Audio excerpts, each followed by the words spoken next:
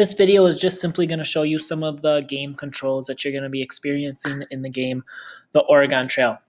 First, you're noticing that you can't click on any of these choices. As I click, nothing's happening. That's because anytime you need to make a choice, you're going to notice that there's numbers. You need to enter in the number of the choice you would like and then click enter. The only number that you want to enter on this first page is the number 1 because the only thing you really want to be doing is traveling along the trail. You don't really want to do anything with the settings or change any of the different things that are going on. So I select 1. Notice that it showed up right here, and then I'm going to click enter, which takes me to the next game. Now you're either going to have to do that or you're going to have to press the space bar.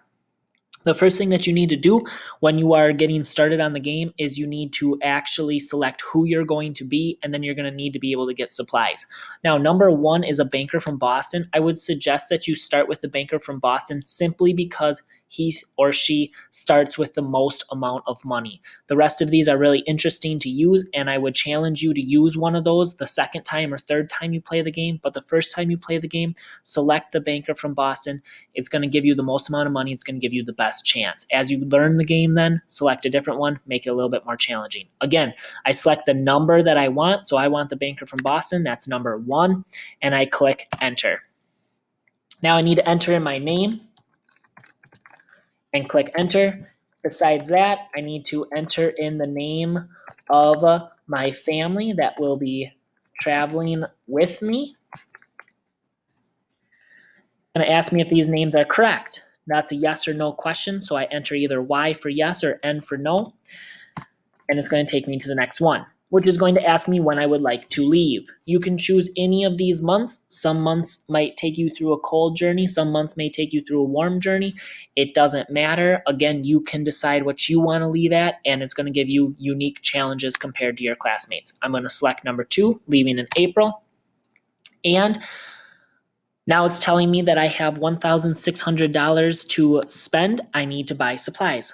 So I'm going to be going to the general store. I press spacebar because at the bottom it's telling me just press spacebar to continue.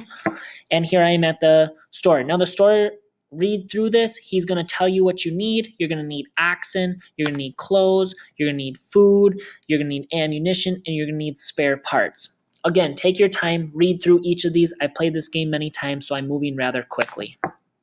Once you get in here, it's actually 2 selections that you need to make. First, you need to buy all 5 of these items. The way you do that is you click the item you want. I want oxen, so I press 1, I hit enter. Now it's asking me how much oxen do I want. Let's say I select I want 5. Again, in here, he's telling you how many he would recommend. He's telling you how many oxen come in each group. Read through it carefully. I'm going to go rather quick. I want 5 oxen. I go to 2, so I select the 2, hit enter. He said 200 pounds. I'm going to buy 300 pounds. Again, the banker has a lot of money, so you can afford to go more. Clothing, he says I would have 2 sets. I'm going to buy 5 sets. I don't want to run out of clothes. Ammunition is the unique one because he doesn't tell you how much he would buy. I'm going to buy 5 boxes. I'm the banker. I got a lot of money. Spare parts. Number 5. Now, I want to show you what's going to happen if, for instance, you select something wrong. How many wagon wheels do you want? I'm going to say I want 5 extra wagon wheels. I think my wagon wheels are going to break a lot. When I click enter, he's letting me know that my wagon can't carry 5. It can only carry 3 spare parts.